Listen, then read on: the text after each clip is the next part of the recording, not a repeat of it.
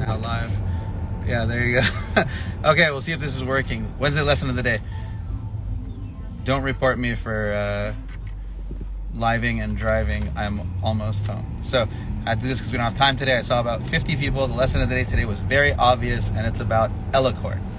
The other quick lesson I'll just go over quickly was that people this year are getting hypertrophic scarring behind the ears after facelifts. The incidence of that used to be like 5%. In the past 2 years, it's been about 50%. Why is that happening? Likely because of the mask pandemic, meaning everyone's wearing masks and they're pulling on the back of the ear when it's healing.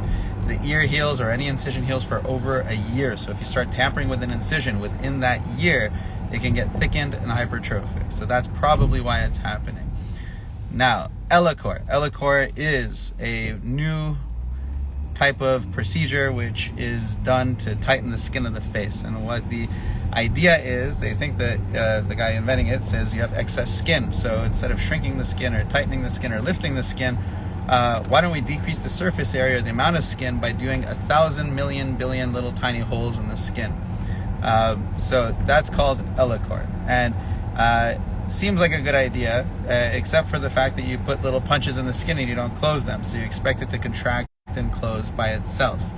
The issue with that is, you can imagine when people do like a bunch of punch biopsies in the face, it's not always going to contract and close. It can just grow skin on top of it, called pseudoepithelialization. It means you don't get true dermis underneath in some of those areas, which means you don't have pigment, you don't have sweat glands, you don't have hair glands.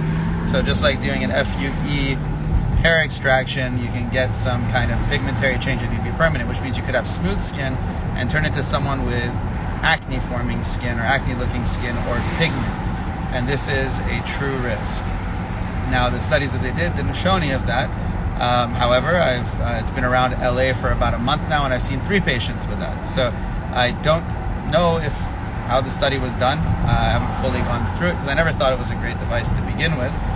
The improvement they get from punching all these holes in the face is similar, in best case scenario, similar to Profound, which is a radio frequency treatment, which is exceedingly safe. So if you have Profound, I'm not sure why we would do any of that. So I wouldn't do Ellacor. I don't know too much about it, but I've seen too many complications in the 1.5 months it's been out.